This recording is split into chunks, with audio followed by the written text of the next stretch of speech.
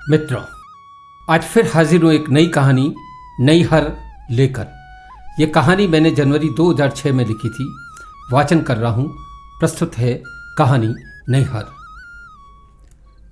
चढ़ते चैत्र की आज दूसरी रात थी।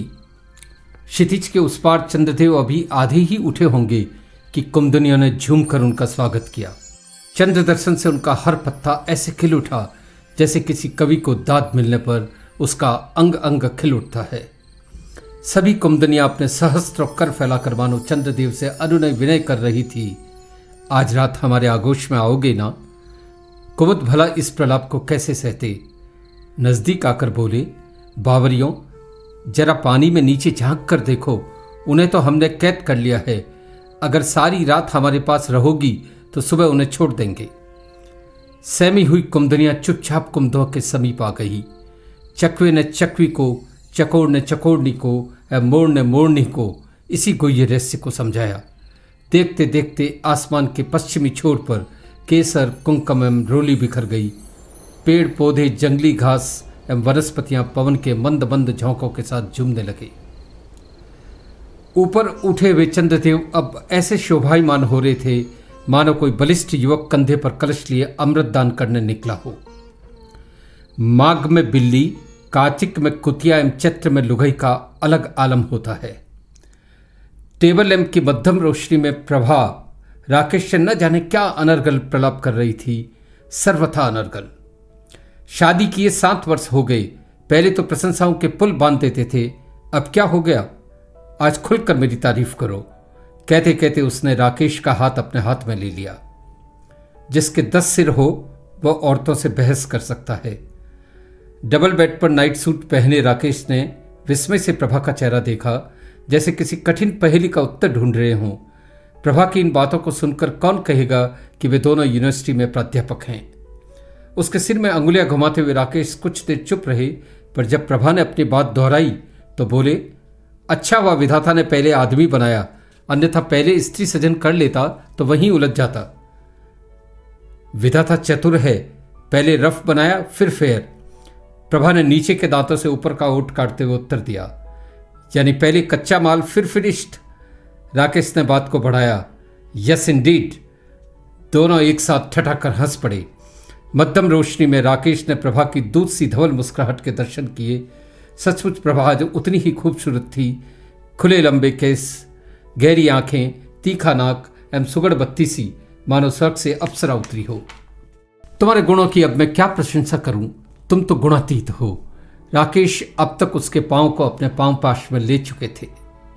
बोर मत करो, आज तो बस मेरे रूप की तारीफ करो, वैसे ही जैसे तुमने सुहाग रात के दिन की थी। क्या की थी? तुम्हें याद नहीं? वह लजाकर बोली। अब वो बातें अच्छी थोड़ी लगती हैं। कहा ना करो। प्रभा की तीखी आंखों के आदेश को भला राकेश कैसे ठुकराते। प्रभा, तुम्हारे कहने से नहीं, पर आज भी पूरी ईमानदारी से कहता हूं कि तुम सचमुच बहुत सुंदर हो। अब मैं तुम्हारे खुले केशों की तुलना काले बादलों से नहीं करूंगा, नहीं तुम्हारे रूप की चांद से। अब तो तुम इन उपमाओं को भी लजाने लगी हो। प्रभा बौराई सी राकेश से लिपट पड़ी। अनंग मौन पश्चात से कमरे में प्रविष्ट हो चुके थे। देव आएंगे तो उनकी आराधना भी होगी। कमरे की चारों दीवारों ने अपनी सहस्त्रों मिचमिच आंखों से इस दृश्य को देखा। खिड़की से झांकती चांदनी भी इस अभिसार का गवाह बनी, पर उसके पेट में बात पचे तो। चुगलखोर चांदनी ने हरामखोर हवाओं को यह बात बता दी। हवाओं ने यह बात पेड़ पौधों, पशु पक्षियों सभी में फैला दी। जड़ चेतन सभी को कहने का अवसर मिल गया, अरे ये विवेक संबत मनुष्य जब इतना कामातुर है तो हम जड़मूर्ख भला कैसे नियंत्रण करें। पल भर में संपूर्ण प्रकृति ही मानो व्यभिचारिणी बन गई।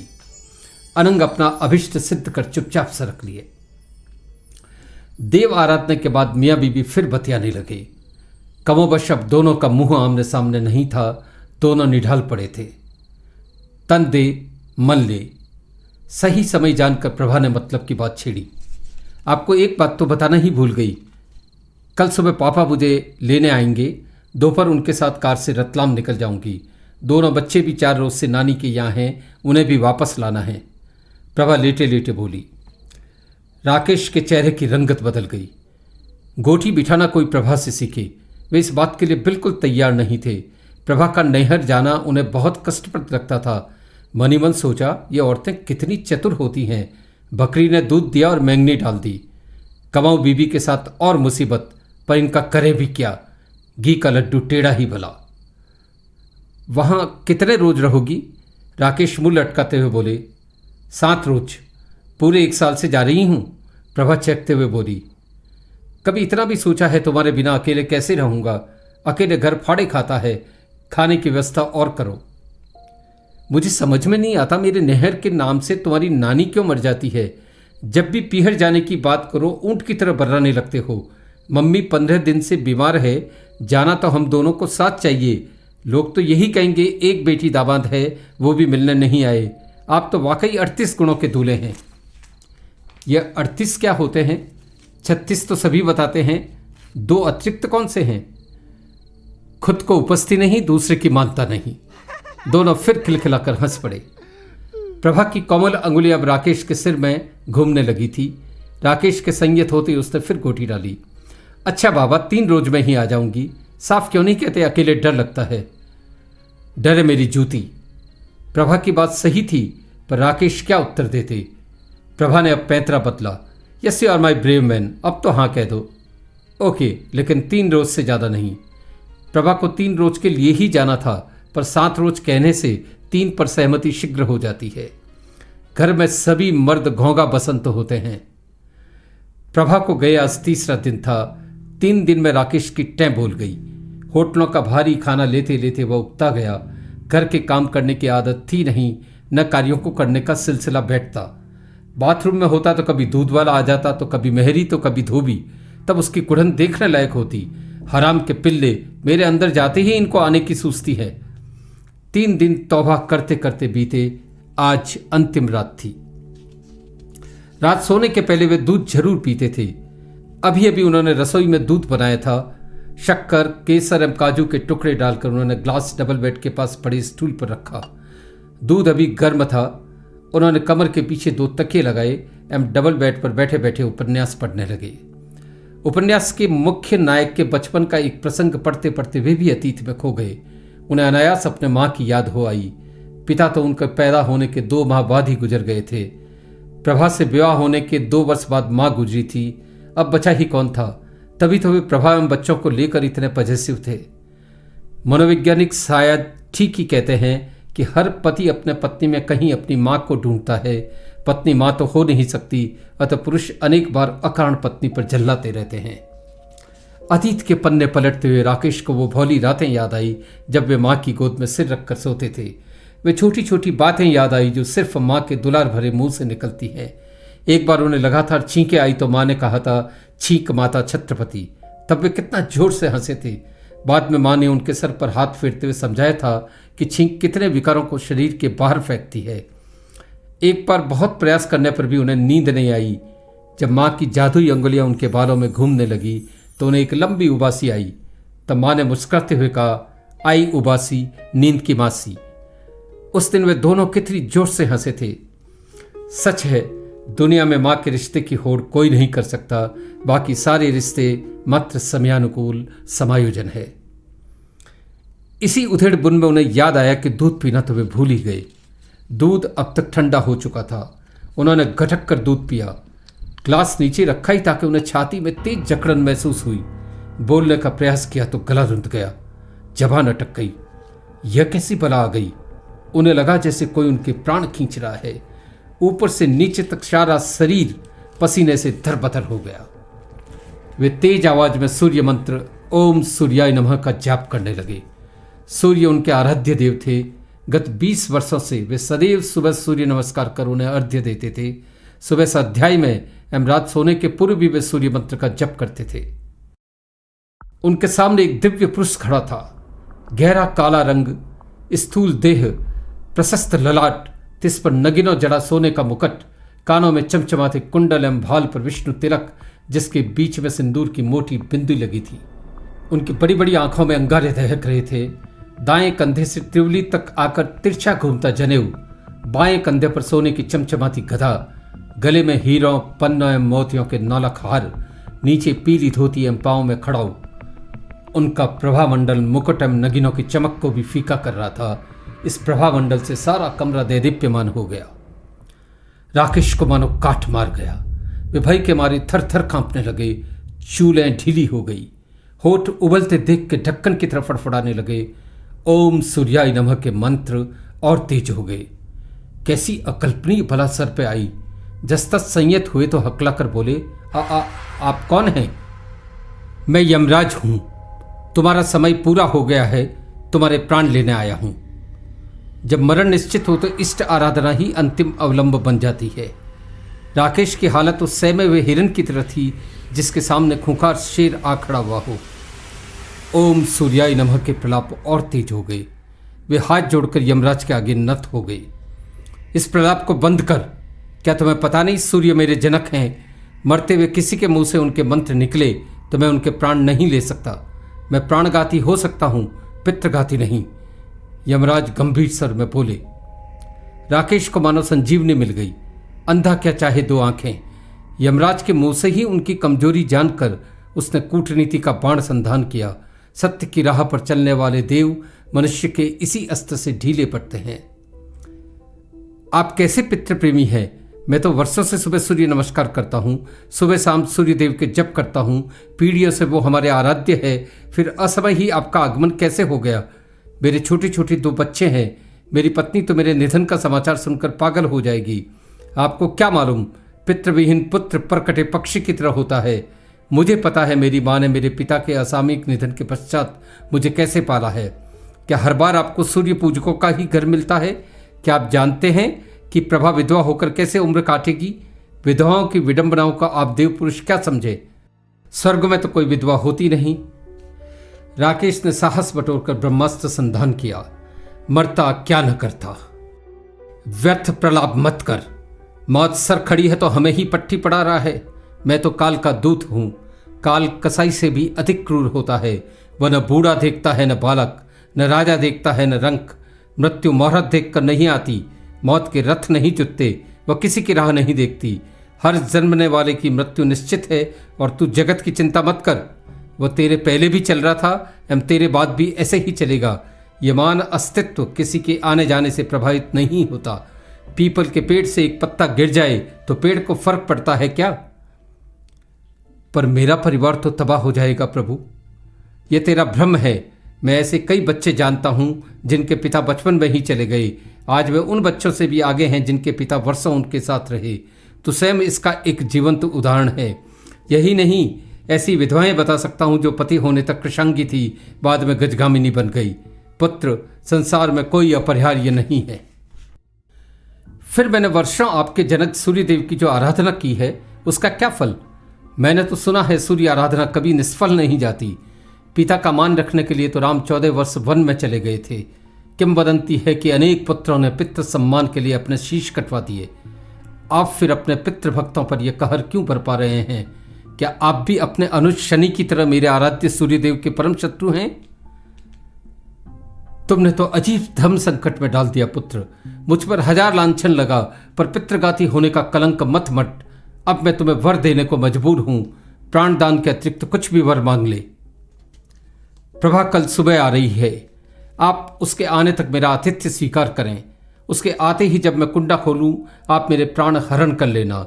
इस बहाने उसे यकीन तो होगा कि मैं उसकी जुदाई में मर गया। हर बार पुराने खिलौने की तरह ठोकर मारकर नैहर चली जाती है। हाँ, उसके आने तक आप मेरे अधीन रहेंगे। आपको मेरे हर प्रश्न का उत्तर देना होगा। तुम्हें भी तो अपने नैहर ही ले जा रहा हूं पुत्र। वहीं तो तुम्हारा मूल धाम है। वहीं तो परमात्मा निवास करते हैं। इन गूढ़ बातों पर मैं बाद में चर्चा करूंगा। अभी भोर होने में 6 प्रहर शेष है। पहले मेरे द्वारा मांगे गए वरदान पर सहमति प्रकट करें। तथास्तु। इतना कहते ही यम अतिथि बनकर उसके अधीन हो गए। यम अब मंद मंद मुस्कुराने लगे थे। सिर्फ भक्त में ही इतनी शक्ति होती है कि वह असीम शक्तिमान देवताओं को भी अपना बंधक बना लेता है। देवों की महानता तो देखो, जिन्हें बड़े बड़े योगी मुनि एवं तपस्वी पार नहीं पाते, भक्त सहज ही उन्हें अपने प्रेम पाश में बांध लेता है। अतिथि माँ जाए से बड़ा होता है, देवतुल्य। लेकिन जब देव स्वयं अतिथि बनकर पधारे तो आतिथ्य में कैसी कमी। राकेश अब सहज हो चुके थे। मन ही मन सोचने लगे कि देव इतने सरल मना होते हैं। घर बैठे आतिथ्य का ऐसा सुअवसर तो जन्म जन्मांतर के पुण्य के संचय होने से ही मिलता होगा। जब सुबह तक मर ही जाना है तो कम से कम देव आतिथ्य का पुण्य तो लूं। वे यमराज को अपने ड्राइंग रूम में ले आए। उन्होंने यमराज के हाथ से गदा ली एवं उसे आदरपूर्वक दीवान पर रखी। गदा रखकर उन्हें सोफे पर विराजने का अनुरोध किया। अपने वरदान के अधीन यमदेव उसके आग्रह को कैसे ठुकराते। राकेश तुरंत रसोई में गए। कुछ क्षण बाद एक खाली परात, लकड़ी का पट्टा एवं बर्तन में पानी लेकर ड्राइंग रूम में आए। पट्टे के ऊपर उन्होंने परात को रखा। अपने हाथों से यमदेव के पांव को परात में रखकर बर्तन के पानी से पखारा। फिर उन पांव को अपने हाथों में लेकर नैपकिन से पोंछा। यमदेव ने पांव नीचे रखे ही थे कि राकेश परात के पानी को चरणामत की तरफ पी गए। वे पुनः उठे एवं एक थाली में कुमकुम, रोली, अक्षत, दीपक, पान, सुपारी एवं गुड़ आदि पूजा का सामान लेकर बाहर आए। उन्होंने यमराज का तिलक कर उनके माथे पर अक्षत लगाया, दीपक जलाकर उनकी पूजा की एवं मुंह में गुड़ एवं पान दिया। फिर इधर उधर देखकर बोले, प्रभु, इस अकिंचन के घर में आज पुष्प नहीं है। मैं आपको हृदय के पुष्प एवं भावनाओं का नैवेद्य अर्पित करता हूँ। मेरी पूजा में कोई कमी रह गई हो तो क्षमा करें। यह कहते कहते उन्होंने दंडवत कर यम को पुनः प्रणाम किया। प्रेम का पान हीरा समान। यम विवल हो उठे। उसे उठाते हुए बोले, तुम्हारे आतिथ्य से मैं अभिभूत हूँ। आज तुमने जन्म जन्मांतरों का पुण्य पा लिया। तुम्हारा अतिथि सत्कार प्रशंसा से परे है।